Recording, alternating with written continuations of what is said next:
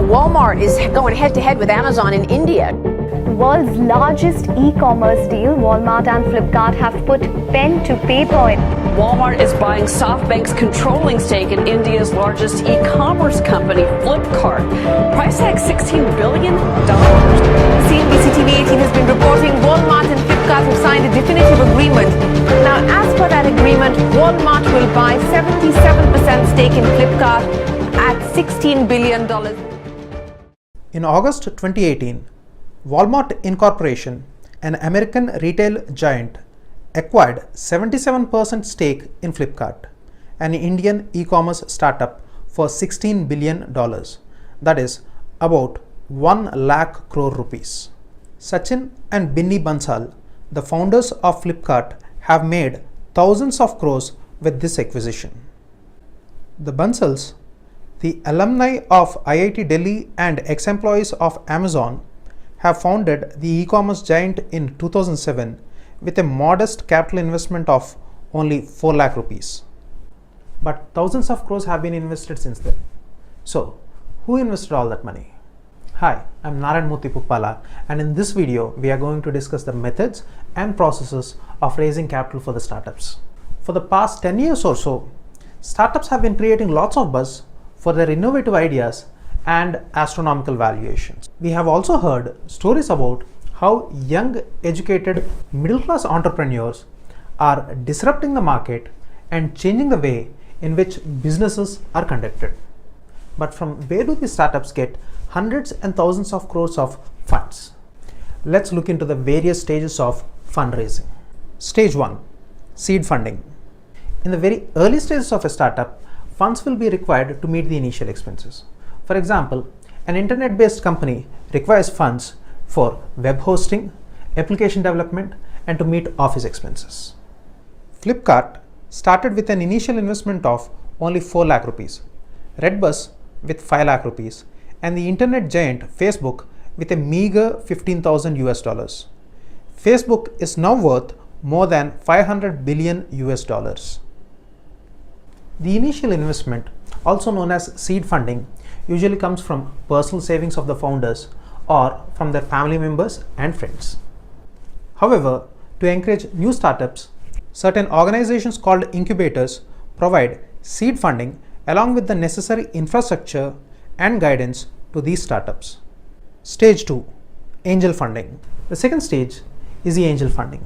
Angels are usually rich individuals who most probably are themselves successful entrepreneurs and are interested in investing in innovative and unique ideas or enterprises led by energetic individuals. The angels are willing to invest in these startups for a minority stake and are ready to provide guidance and mentorship to the founders.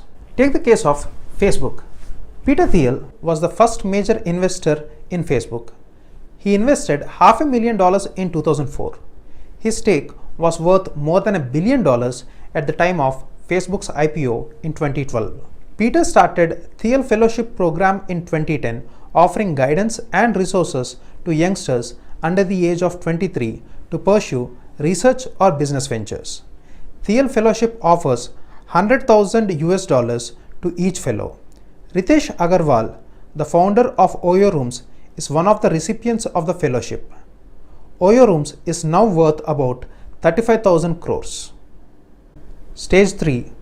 VC funding.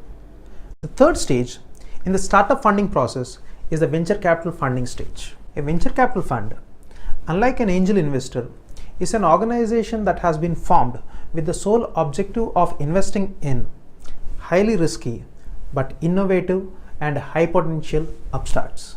A VC fund is usually formed as a partnership to which the partners invest crores of rupees. The designated general partner takes the investment decisions on behalf of the entire firm. Many VC funds, both Indian and foreign, have invested in the Indian startups.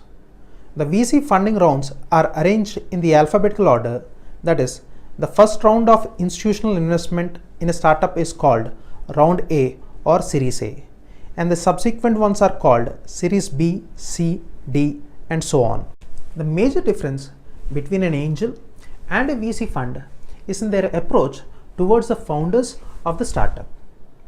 An angel is an individual and therefore the approach is more casual and personal, whereas a VC fund is an institution and therefore the approach is more formal and procedure oriented. But for how long do these angels or VC funds stay invested? Stage 4, exit. The angels and the VC funds wait till the right time to sell their stake in these startups. There are usually 4 basic forms of exit opportunities. First form is when the company goes for a public issue.